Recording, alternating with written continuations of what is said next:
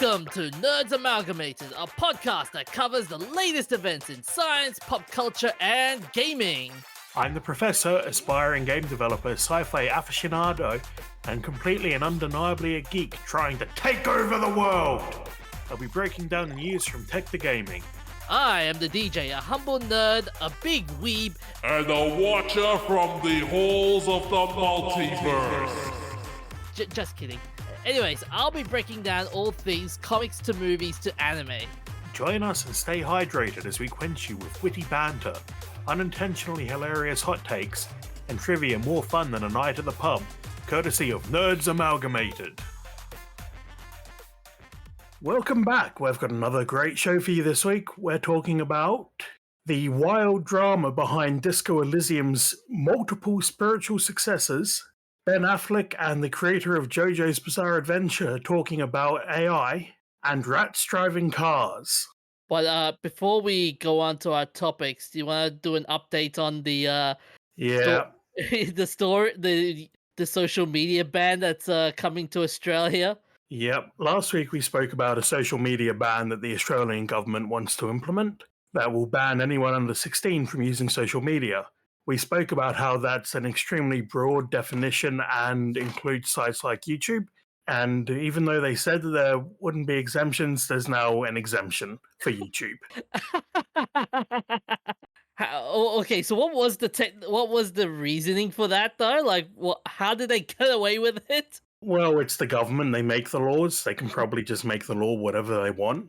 And the law hasn't come into effect yet, so we'll see how it actually is when it does, which won't be for at least a year, apparently. Apparently, reading through the article now, they said that an advocacy group that pushed for children and teens under 16 to be banned from social media has supported YouTube being given an exemption.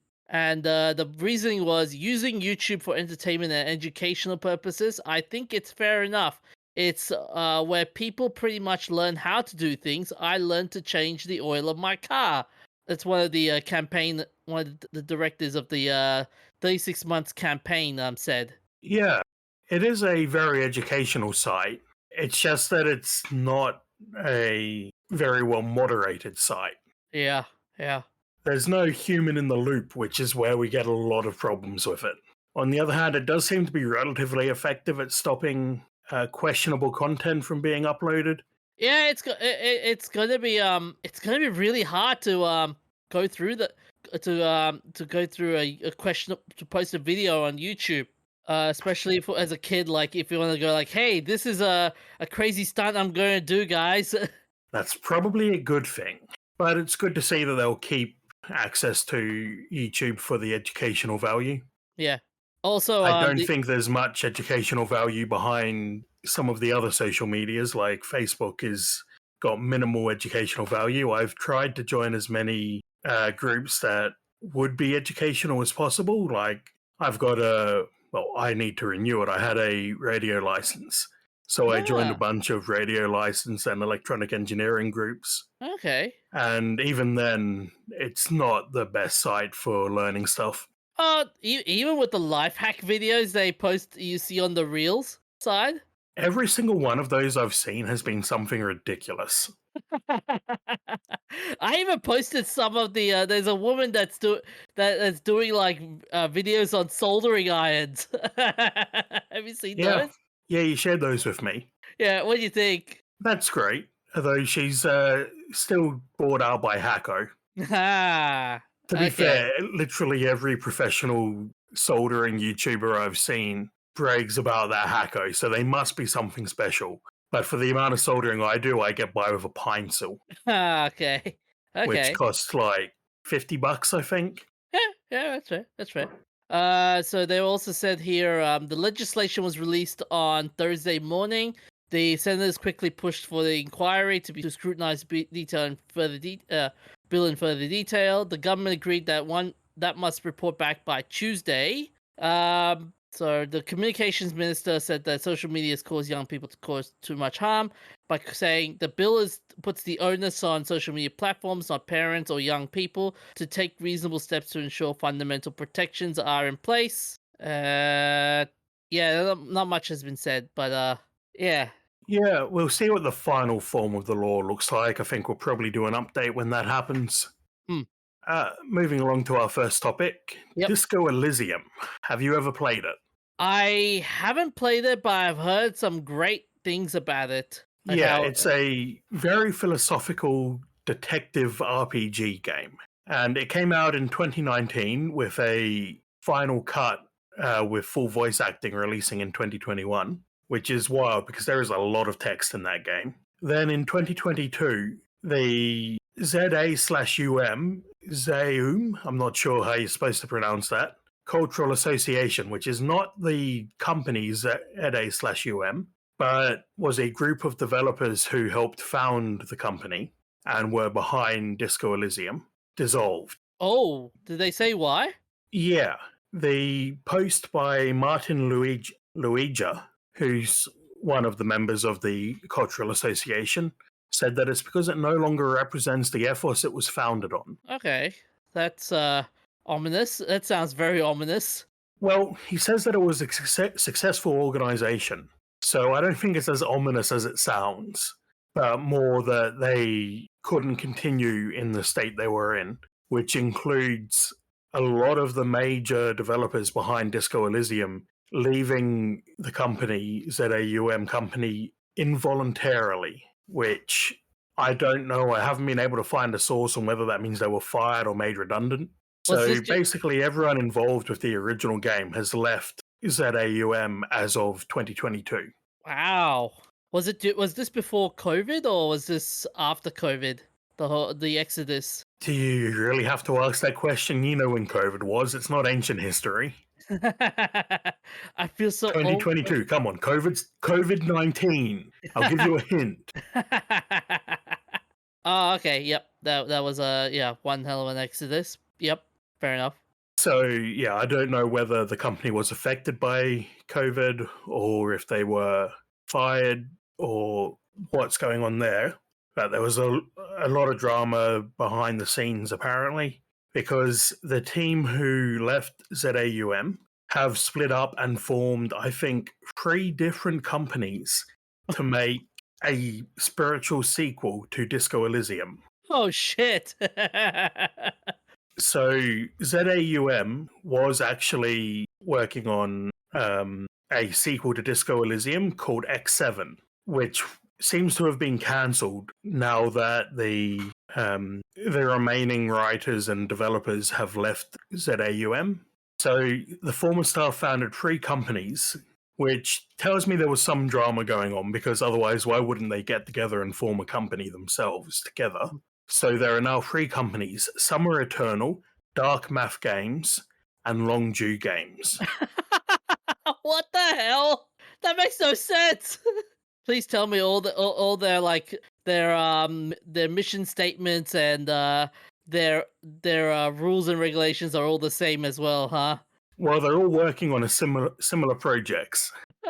And there's a one of the founders of Longju is a tech entrepreneur, Riaz Moolah, which nominative determinism there. Riaz Moolah, the guy with all the moolah, is also invested in dark math. What the So hell? he's partially funding 2 of these companies that are competing to make a spiritual sequel. So he's double dipping, in essence. Yeah. Whichever one succeeds, he's gonna back them. What the hell is this? I mean, so much for loyalty to one company. Yeah, well, even more, Yeah. some of the Summer Eternal developers, who were former ZAUM developers, also worked at Dark Math and then left to go and found their own studio. I wonder what's the. I bet you it's like, oh, come and join us at Dark Math. We have a better pay. We have a better pay system, and plus, all the people that you knew back at the old company are also in Dark Math. Yeah, meet the new boss, same as the old boss. So then in March last year, the leader of Dark Math, Kawa Kenda, got into a legal dispute with ZAUM over the ownership of Disco Elysium, which was then resolved in March. Sorry, I worded that as if it started in March, but it was resolved in March. Okay. And the court order was for Kenda to pay ZAUM legal fees. So that says to me that they lost the case and ZAUM still owns the rights to Disco Elysium.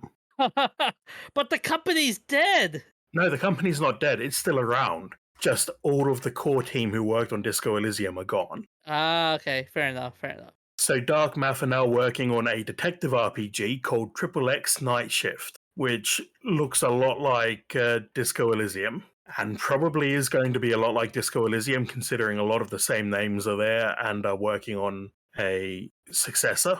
So while this is happening, there's the other company, Longju, which we don't have many details about yet, ended up being involved in this drama because Tulik, who is the founder of Longju, Yeah. and formerly worked at Cogrammer and formerly ZAUM, is being sued by ZAUM and also by Cogrammer, who is the founder of Longju. What was it? So he's being sued by his own boss. Jesus Christ! What's the reasoning for him being sued? This article doesn't say, but it says that Cogrammer obtained an injunction on the basis of a breach of contract, Yep. preventing two people, Argo and Dora, from working on anything at Summer Eternal until April 2025. So they must have breached a non-compete clause, possibly. So Summer Eternal seems to be in this holding pattern until next year, when they're going to be allowed to actually start work. But that's like a death. That's like a death sentence to for a game developer, doesn't it? Yeah, where are they going to get funding for the next 6 months to even begin this? To me, it sounds like Summer Eternal is going to probably dissolve and have to find other work, continue going. Or they might get absorbed by either the two other two Longju companies. and Dark Math. Yeah. Yeah, well, funnily enough, Summer Eternal, Longju, and Dark Math all announced their games on the same day. Spoiled for choice, eh? Spoiled for Yep. choice. Was it just was it coincidental though, or was it just deliberate? I think it was deliberate because, as I said earlier, we don't know much about Summer Eternal. Yeah. But they've basically just said we're working on a game that's going to be a sequel to spiritual sequel to Disco Elysium. So I think the other two coincidentally published their announcements at the same time, and then Summer Eternal were like, we've got to get on this ship so we don't look like we're copying them. Yeah, but they did in the end. Oh, it's so. Oh, Jesus! You need a voodoo priest to deal with this shit. All right, yeah. In these cases against Argo Chulik, the Cogrammer Longju case have basically said that that Chulik used to work for them and that they've grown in a direction away from his approach, and then he left Longju and then breached agreements. They tried to settle privately, but Chulik refused, so they had to sue. Oh, yes, I'm also seeing one bit that Chulik decided to do something really stupid with a game with the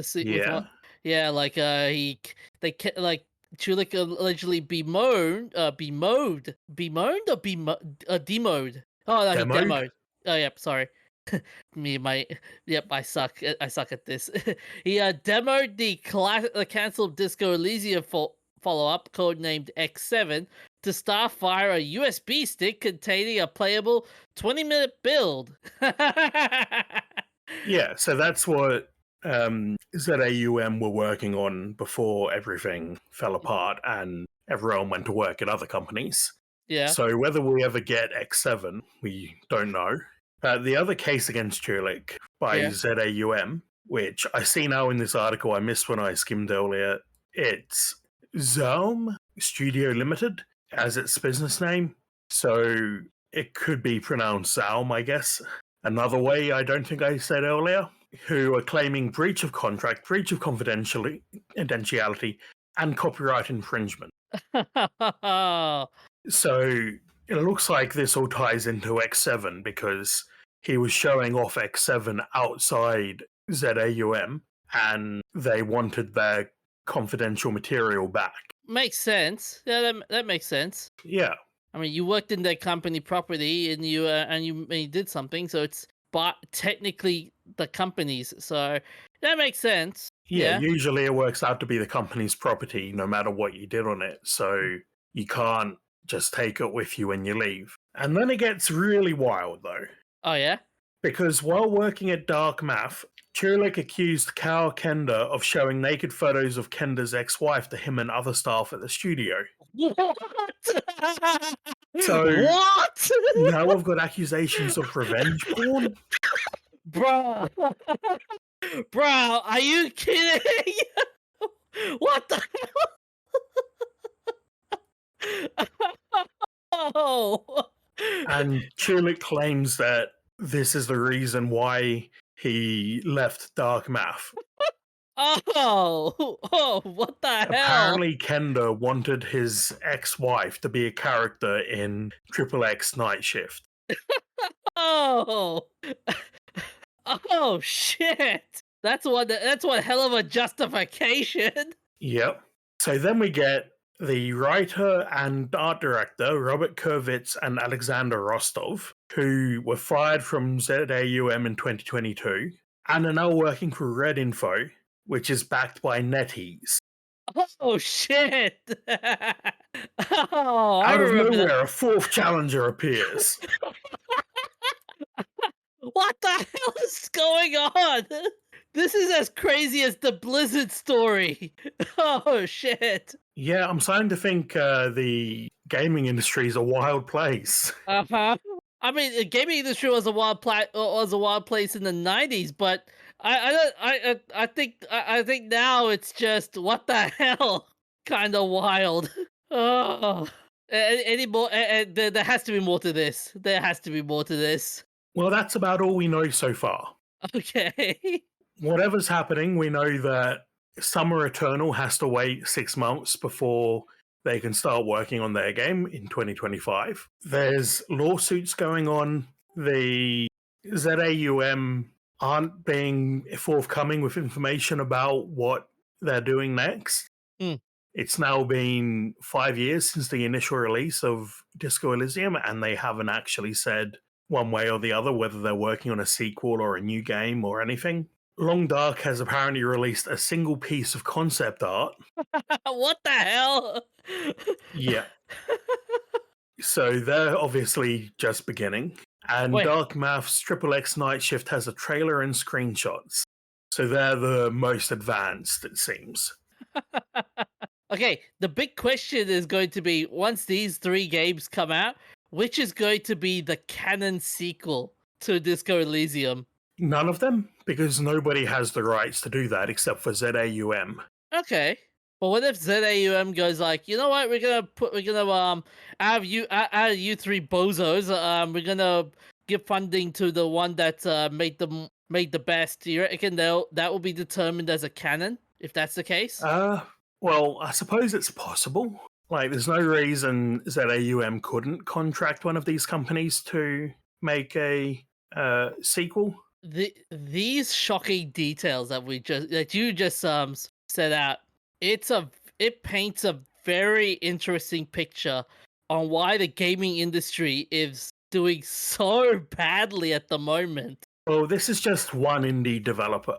I wouldn't say that it's the reason why the gaming industry is doing badly. And I'm just curious here, why have you linked The Long Dark in the show notes here?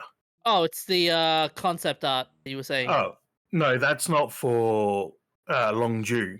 Oh, right, okay. The Long Dark is a completely different game. Ah, okay, my mistake.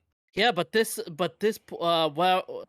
sort of toxic workplaces, like, yeah, like we've heard stories like from time and time again, like Ubisoft, Blizzard, Riot Games, for example. We've heard stories upon stories of these, and seeing this now, it feels like it's never gonna stop, this toxicity at work. Yeah, I really hope it does stop because toxicity in the workplace isn't good for anyone.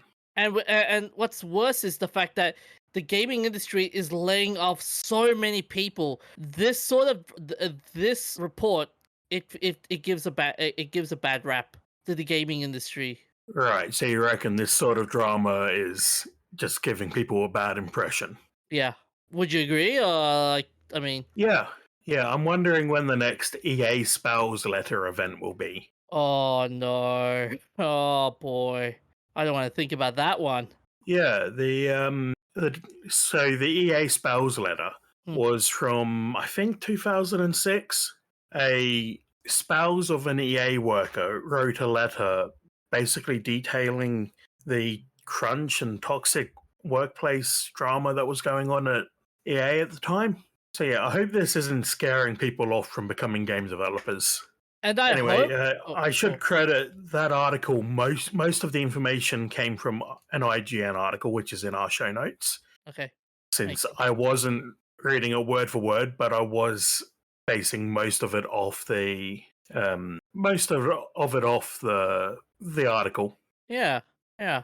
Uh, I just hope we get some smart management down the track. With Yeah, given how this form of pettiness should just die. yeah, and I Well, wonder who is really like. Obviously, only the insiders know, but I wonder who is really toxic here. It could be one of the people who has worked for all three companies in the last year, yeah. but it could also be a manager from one of those companies. So we'll probably never know. Mm, But I think someone's being toxic, and it's not good for anyone to have a toxic workplace. yeah. But speaking of toxicity, Ben Affleck and the JoJo creator have some concerns about AI. Oh yes, they do. So Ben Affleck during a CNBC delivering Alpha Summit was sharing his perspective on AI and its impact on filmmaking. He's argued that movies would likely be among the last industries affected by AI.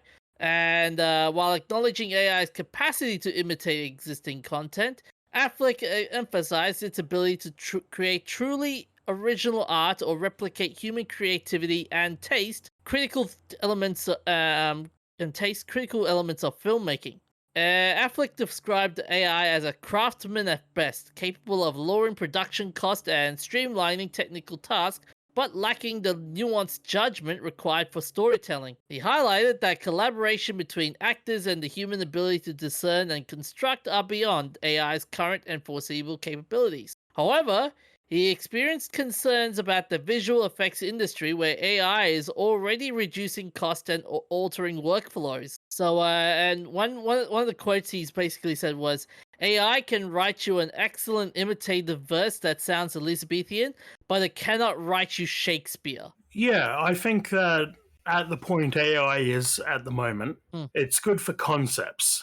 It's good for concept. I agree with you there, but the problem would be, um, could they put how long before they say, hey, this concept is good. Let's chuck it on to the let's chuck it on to the film to the final film essentially. And I mean Yeah, nowadays, you oh, bypass like if you do that, you bypass the special effects crew, yeah. and you get a lower quality output. Yeah, yeah. Like Affleck said here, so the function of having two actors or three or four actors in a room and the taste to discern and construct that is something that currently eludes AI's capability, and I think will for a meaningful period of time. What AI is going to do is disintermediate the most laborious, less creative, and more costly aspects of filmmaking that allows cost to be brought down, that will lower the barrier to entry, that allows more voices to be heard, that will make it easier for people want to make goodwill huntings to go out and make it. And Affleck also proposed that AI can create personalized remix style content such as custom episodes of popular shows, offering new revenue streams to offset losses from declining DVD sales. He maintained optimism about AI's role as a supportive tool rather than a replacement for human-driven filmmaking processes. Okay, I'm not sure how they think AI is going to solve the loss of DVD sales. Yeah, that's the question. Like, what other potential financial impacts is AI going to be on the entertainment industry? And and like, what's Affleck's and how does Affleck's optimism about AI align with with or differ from broader industry attitudes? I mean, other industries are saying AI is taking your jobs, basically. Yeah, in some cases it will, in some cases it won't. Ben Affleck obviously just thinks that it won't because you only get the first pass out of it. But eventually, yeah, I reckon it would have the potential to take all of their jobs. Yeah. Yeah, and also what are the risks associated with AI's increasing role in the visual effects industry and how they can affect the creative jobs? We like it's it's still murky, I mean. Yeah. It's still murky, but the effects are really clear. Like I've seen a movie where a video where someone's made like a really cool AI video and I'm like, "Wow. Can you imagine this in Hollywood now?" Yeah, I think the AI is a long way to go, though. And then while we're talking about the industry side, there's also the ethical side as well. Like how would the reliance of AI challenge ethical concerns around intellectual property and creative ownership as well? Yeah, that sounds like the same deal that's been going on for the last couple of years with AI. And Affleck's perspective on it reveals like a very big concern between the balance between technology and human craftsmanship. So there are some big questions to be asked about this. Yeah, Yeah, and I don't know how we're still AI is technically it is there and it's scratching the surface, but I don't know. Earlier, you were right about one thing. It will take a few years before and a lot of cultural changes to come out from this. You know what I mean? Like you were saying once society it will take a lot of cultural and societal changes for AI to be welcomed into the industry. yeah. I don't think the industry is ready to accept AI.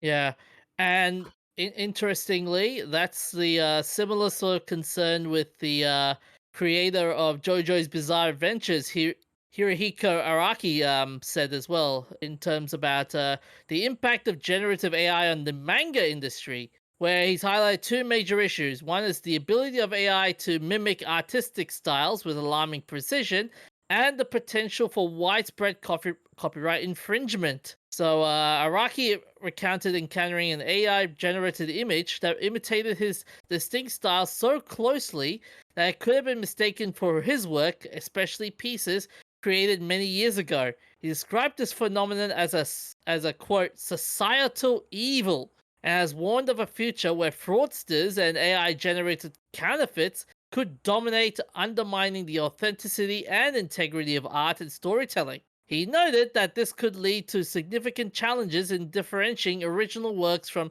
AI imitations, particularly as technology advances. Yep. And he's also pointed out that the risk of inadequate copyright protections, while he entrusts his rights to his publisher, Shueisha, I'm gonna be butchered for this, but sorry.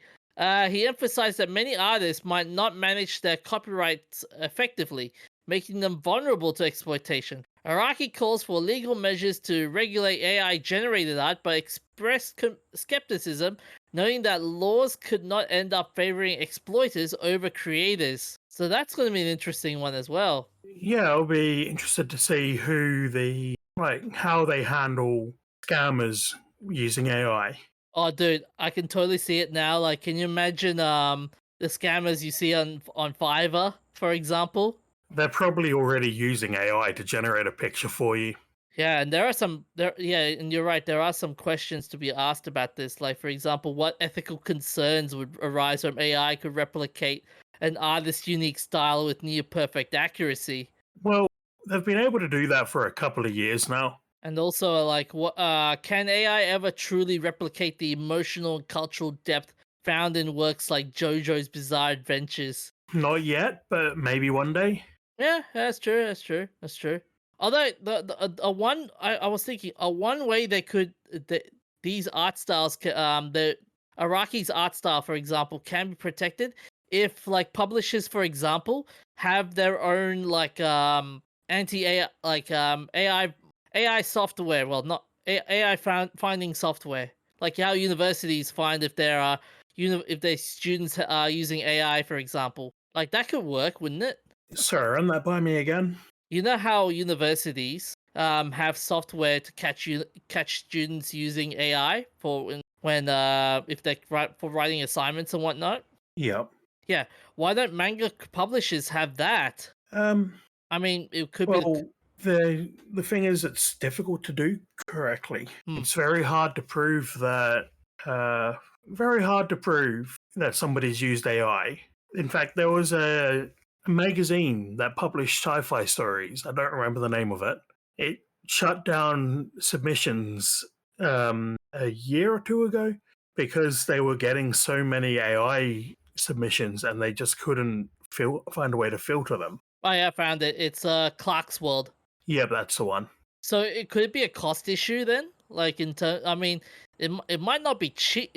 Might not be cheap just to get one of those. Just to get one of those programs. That could be why. But how accurate are the programs? Okay, that's another thing to consider. Hopefully, they're more accurate than the article I saw a couple of years ago when this was new, where the teacher basically put the assignment into ChatGPT and wrote, "Did you generate this?" And ChatGPT just replies yes or no, which is not the way to do it. That's as reliable as when you go to a porn site. You go, "Are you 18 or not?" And you ah. And I like how the author says like the misuse of AI is a societal evil. So the question would be, how does this reflect broader societal fears about AI's potential to disrupt industries and cultures? I think it reflects nicely in Yeah. terms of everyone hates it at this point, given God knows how many AI arts we've been seeing on social media lately. Yeah. Yeah. I don't like seeing AI art everywhere. Mm. It just there's so much of it that and it's rarely doing anything transformative or new, Oh, which most artists aren't doing either. yeah. But there's less traditional art than there is AI art. That's true. That's true. But I may play a bit of devil's advocate on this one. What if you use AI to influence broader cultural trends in storytelling and visual arts? How would you do that? Like it could like you could like it could give out more. It could give out ideas that you didn't even think of. Like let's say for example, if they like let's say for example a Mario game, for example, right? You use AI and they go, okay, instead of Bowser being the villain, what if it was the princess that was the villain all along? The big villain all along, that kind of thing. Okay. Weird example, but okay. But like, let's say for example, with okay, with movies, for example, with movies as well. Like, let's say Lord of the Rings. It was Gollum. That was okay. I was kidding about the Gollum bit. Like it could give out more options that you didn't even think of. Yeah, you can use it for inspiration, but you've got to do the Do the you've got thinking. to do the final steps yourself. And because AI is built off whatever you put into it, I don't think it's very good at coming up with new stuff that hasn't been done before yet. Yeah. It could be in the future, but I think it I don't know if it's really good about figuring that out. So I was asking this writer about the use of AI for writing and manga creation, and this is how he says it. Okay, do's for AI: grammar and spelling check. Generate AI art for character creation ideas. On the condition you can only use the generated AI for inspiration to draw out characters. You still need to make the changes to your own characters to make it look original by drawing on your own. Don't on for AI. Generated AI art or writing paragraphs Readers can tell if you use that for your novel slash manga content creation. AI guiding you for storytelling. Never let AI dictate your story in your course in storytelling. Brainstorm your mind to make it more authentic and interesting for readers to read and enjoy. That just sounds a lot like what I just said. So yeah. Yep, fair enough. But yeah, I feel like both of both of them have like a Ben saying on the one hand, yes, AI is good. You got this Araki saying AI is bad. So it's going to be interesting how the every person determines which how to where does the direction AI go to in the near future. Yeah. What is the future for AI? It's going to improve. It's Mm. going to get better at doing what it can do now, Yeah. and it's going to get harder and harder to tell what is AI generated. We've already seen that over the past couple of years. It's gotten much better at fingers. Oh yeah, there should be there should be a global corporation in regulating this sort of thing, and also telling the consumers how to recognize authentic art over AI art. Yeah, it is, really hard to tell the difference already. Mm. And it'll be, it's just going to be interesting to see where this goes in the next few years. Yeah. But speaking of where things go, our next topic is about rats who are driving cars. You really wanted to watch. You really wanted to talk about this, hey? I do. So the scientists created cars out of Tupperware, basically, and taught rats to drive by grabbing wires that act as accelerators and teaching them how to drive and steer this car so that they can reach a treat. And what they found out was that rats in enriched environments of toy space and companions were better at learning than those that weren't. So complex environments enhance neuroplasticity. Huh. So they teamed up with robotics professor and his students to create better rat cars. And I love that they've got those forklift style wheels that let you go sideways as well. I saw that. I was like, wow, looks so cute in that thing. Yeah. And the rats learned how to drive and enjoyed driving. When they were being put into their car, they would begin revving the engine before they even got onto the track. So they continued this research and continued training the rats to drive these cars until they realized, hey, maybe the rats are actually enjoying this. So And came up with a test for that, where rats had to wait for a while before getting a reward. So one could say this was a rat race. Yes, this was a rat race. Damn it, I wish I'd thought of that one. And the rats enjoyed driving so much they started walking around with their tails up. And rats that are extremely happy do this, or rats that are hooked on morphine. Oh, wait, what? They were what? So rats that are happy or have been given morphine will get an S-shaped curl in their tail. Oh, that's hilarious. Yeah, so it's a way of telling what a rat's feeling just by looking at it, since they can't exactly tell us. And since they can't ask the rats whether they like to drive, they developed a test for that, where they give the rats a car, and the rats can either walk to the Fruit Loop tree and pick up some Fruit Loops, or they can get in the car and drive on a longer track all the way around back to the Fruit Loop tree. So Wow, rats enjoy the journey. and there are so many options. What do you mean? Like to either take the walk or the car or the. Yeah, just like people, they will take the car even if it takes longer. So these rats, they were not trained to drive this car prior. Hey. No, they were. Oh, they were. Okay.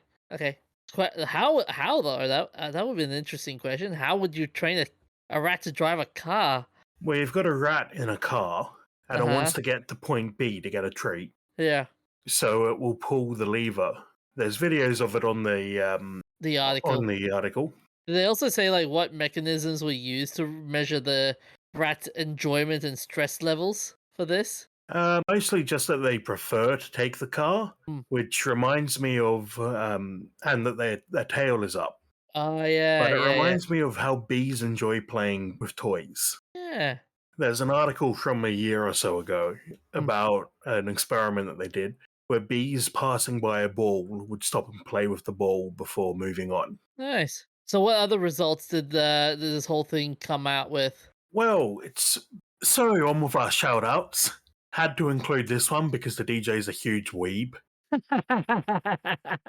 On the 20th of November, we passed the 40th anniversary of the Dragon Ball manga, which I don't think that plot description sounds like the anime that I remember seeing a few episodes of. Apparently, the plot of the Dragon Ball manga was that Son Goku would collect magic balls containing dragons to protect the Earth. But I seem to remember the storyline being that he was collecting the magic balls to bribe a dragon to bring his dead friend back to life.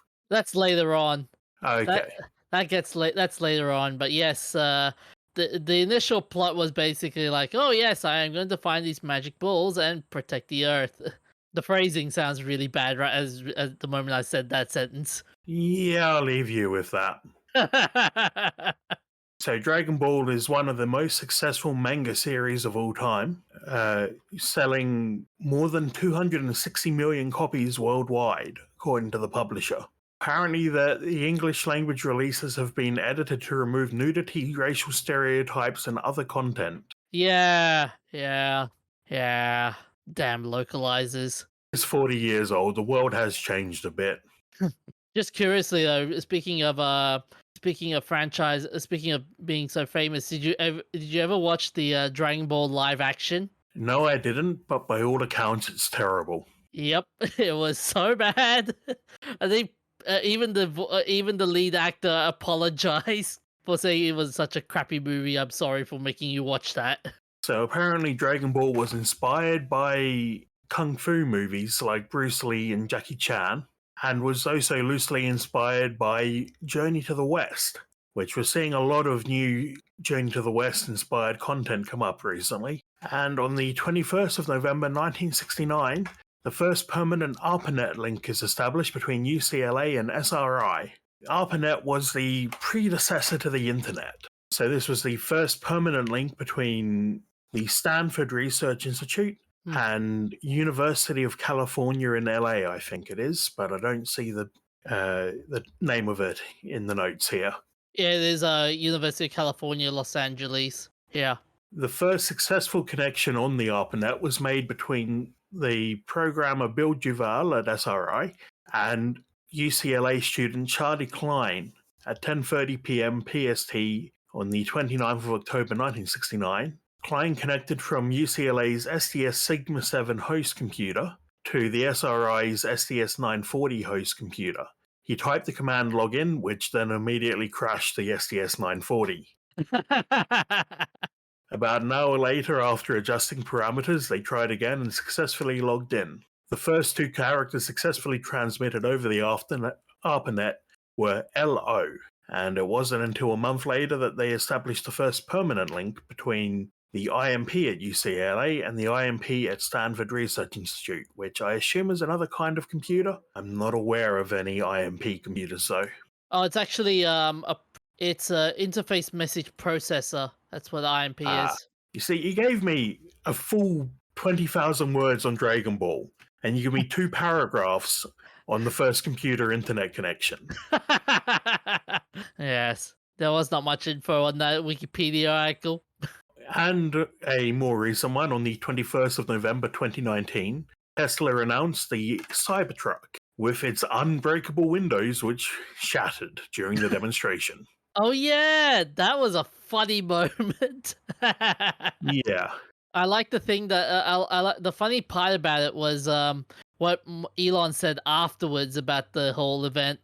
Oh yeah, it was totally just previously damaged by a sledgehammer. Yeah, sure, Elon. Or did you say something that the designers didn't know about until the last minute? We will never know.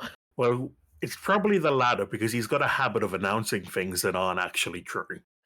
Yeah, I mean, isn't it the same? Well, isn't it the same case with Steve Jobs? Or am I thinking someone else? Uh, I think Steve Jobs mostly announced things that were ready to go, but Elon's got a habit of announcing things that are way off in the future and saying it'll be done next year. Yeah, yeah. You mean And like, I've got to be honest, I kind of like the look of the Cybertruck in photos. Mm. I haven't seen one in person because we don't sell them in Australia. not yet, not yet. Possibly not ever because they won't meet pedestrian safety laws. I've seen some designs of the Cybertruck where people have put Gatling guns at the back and turned it basically into a warthog from Halo. Yeah, it looks like a PS1 era Warthog, which I know Halo didn't come out for another like 8 years, but that's how it looks. Would you ever do it though? Get a Cybertruck? Yeah. No. They're too big and unwieldy, and it turns out you can't even use the tray for much. Ah. Yeah, it turns out because of the shape of the slope at the back, it's really hard to get stuff in and out of the tray, which is like the whole point of having a ute. But on the 21st of November 2024, we passed the 10th anniversary of the Nintendo DS. The 10th anniversary? 20th. DJ, you messed up the notes again. Whoops. The 20th anniversary of the Nintendo DS. Yes. A two-screen handheld gaming console with built-in microphone and wireless connectivity. Did you ever have a DS? Nah, I was never a big Nintendo guy. Ever since they came out. No, I was never a big Nintendo guy. Like old school Nintendo, sure, like the SNES and the N64. But afterwards, nah, not really. Yeah, you missed out. Yeah, I know. You have one, don't you? I did. It's not in very good shape anymore because it got a lot of gameplay. But I did, in the last couple of years, purchase a secondhand refurbished 3DS XL, which it turns out is a really good emulation machine. Is support still there for the Nintendo DS or is it gone? Well, Nintendo stopped making them like a decade ago. More than a decade ago, actually, because the DSi launched 4 years after. And I'm not aware of any homebrew gaming that gets made for it. I think people have mostly moved on to the 3DS because it is backwards compatible with the DS if you load your games onto it a particular way. But it really did something different, having two screens. Oh yeah. Like, the Switch is cool, but it's basically just a handheld gaming console. The mid-2000s era Nintendo was really about pushing the unique aspects of their consoles and coming up with experimental ideas like the Wii. And this console was released around the time when the PlayStation Vita was also out. Was it PlayStation? No, the PlayStation Portable. The Vita came later. Ah, yep, that's the one. Yeah. Microsoft didn't have their own version, did they? No, there was no handheld Microsoft console. Okay. I don't think there ever has been a first-party handheld Microsoft console.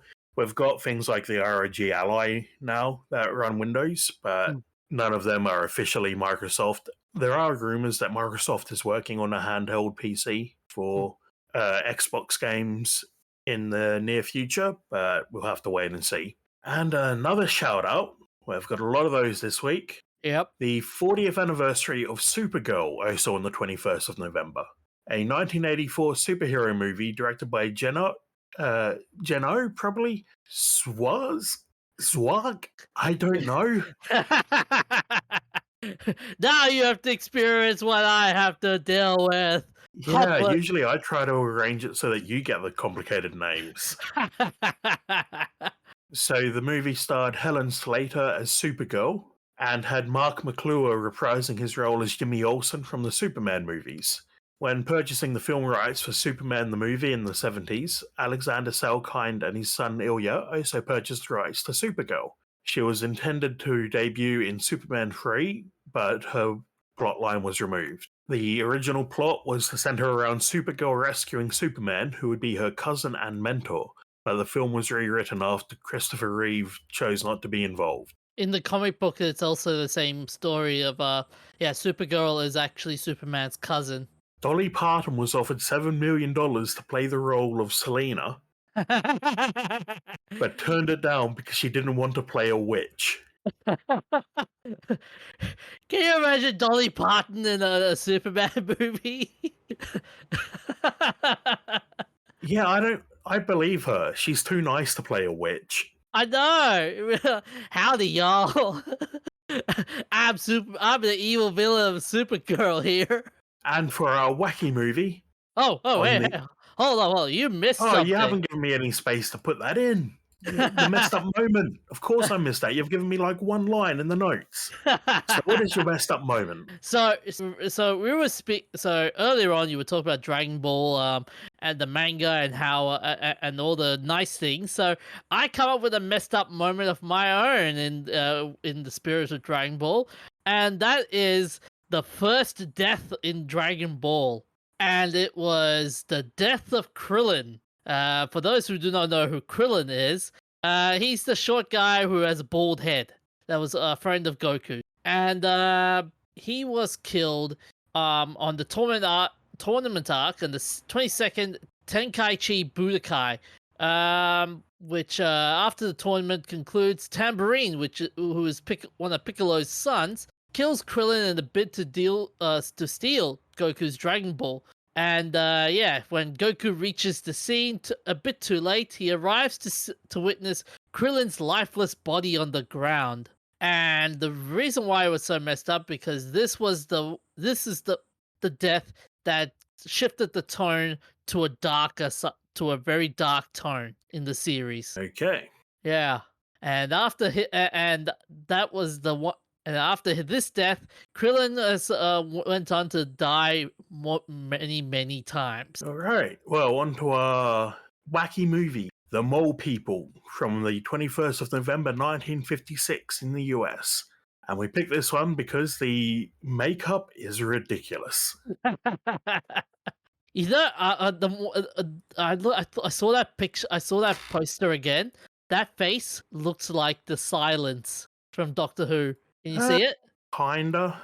Anyway, the movie was about a party of archaeologists discovering mutant 5 million year old Sumerians living beneath a glacier atop a mountain in Mesopotamia. It was shot in only 17 days and was featured on the 8th season of Mystery Science Theater 3000. Apparently, the original ending featured a happily ever after scenario, but was cut because the studio believed that Bentley's romance with Adad would promote interracial relationships.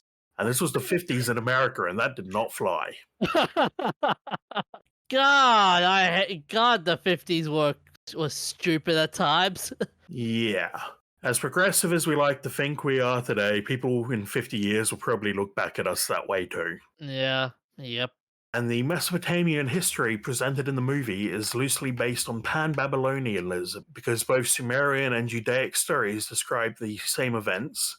Dr. Bentley erroneously states that the biblical flood is an established archaeological fact, and the Sumerians were stranded on top of the mountain under the glacier as a reference to Noah's Ark. And for those curious about what the hell is Babylonianism, it was a school of thought that considered the cultures and religions of the Middle East and civilization in general to be ultimately derived from the Babylonian myths, which in turn they viewed as based on Babylonian astronomy, often in hidden ways. Yeah, well, that's not entirely wrong from what I know of ancient history.